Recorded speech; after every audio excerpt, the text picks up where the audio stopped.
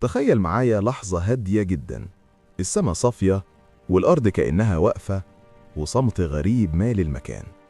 في اللحظة دي بيجي ملك الموت، مش مرعب، مش مخيف، لكن حضوره تقيل، تقيل قوي.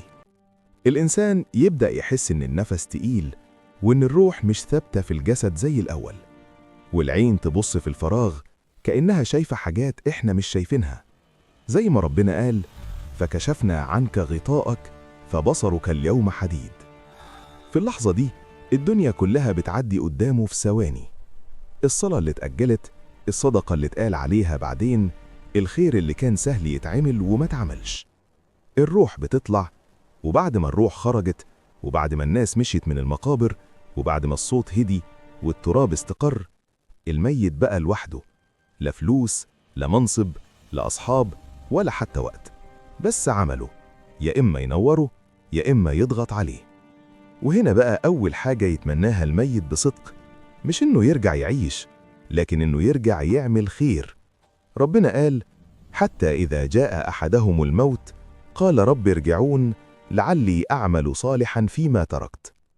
لاحظ، قال أعمل صالحا، ما قالش أستمتع، ما قالش أعيش، قال أعمل.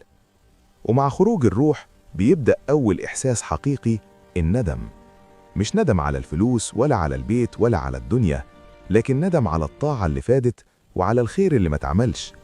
وهنا تيجي الأمنية الأكبر، الأمنية اللي كل ميت يتمناها بعد ما يشوف الحقيقة، إنه يرجع لحظة واحدة بس يتصدق.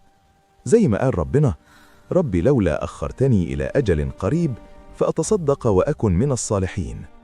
ما قالش أصلي ولا اشتغل ولا أعيش، قال فأتصدق.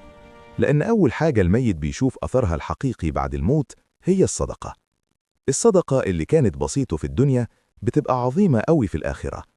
القرش اللي طلع من إيده وهو عايش دلوقتي بقى جبل حسنات. الميت بعد وفاته ما يقدرش يعمل أي حاجة بنفسه، لا صلاة ولا صيام ولا صدقة، لكن ربنا من رحمته فتح له باب واحد، باب أعمال الأحياء. النبي صلى الله عليه وسلم قال: إذا مات ابن آدم انقطع عمله إلا من ثلاث: صدقة جارية، أو علم ينتفع به، أو ولد صالح يدعو له. وهنا الميت يبدأ يتمنى تاني، يتمنى أن حد من أهله يتصدق عنه، يدعي له، يعمل خير باسمه، حتى لو حاجة بسيطة، مياه يشرب منها ناس، أكل يتوزع على محتاج، مصحف يتقلي فيه، دعوة طالعة من قلب صادق. حتى الصلاة الميت كان بيتكاسل عنها، دلوقتي يتمنى لو كان صلى ركعتين زيادة، ركعتين كانوا هيبقوا نور في قبره. ربنا قال: وما تقدموا لأنفسكم من خير تجدوه عند الله.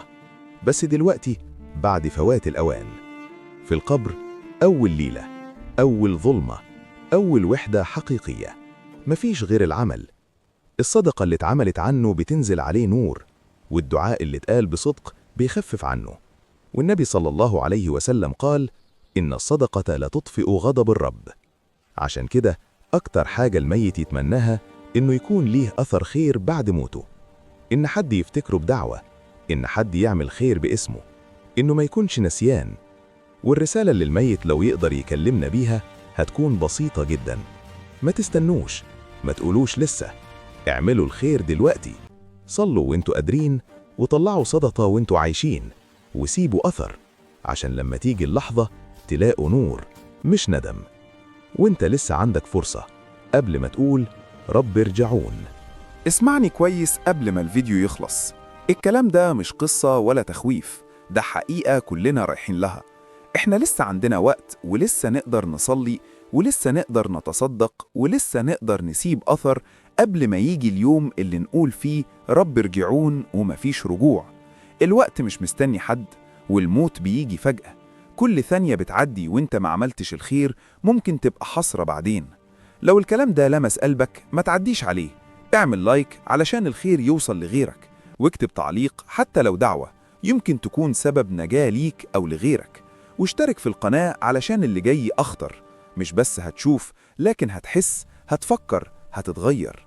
في الفيديو اللي بعده هندخل القبر ونسمع الأسئلة، ونتعرف على منكر ونكير، ونشوف هل القبر روضة من رياض الجنة ولا حفرة من حفر النار. هتشوف الحقيقة اللي كلنا هنعرفها يوم ما نموت. هتحس بعظمة الأعمال الصغيرة اللي كانت ممكن تنقذك وتكون نور لقبرك. ربنا يجعل قبورنا نور وما يجعلهاش حسرة، ويجعلنا من الذين يسعدون في الآخرة، ويبعدنا عن كل ما يغضب الله. خلي كل كلمة خير، كل صلاة، كل صدقة، وكل دعوة سبب في نورك وفي سعادتك وفي رحمة الميتين. واعمل الخير دلوقتي وما تأجلوش، ده الوقت اللي لسه ملكك، قبل ما يفوت، قبل ما تقول رب ارجعون.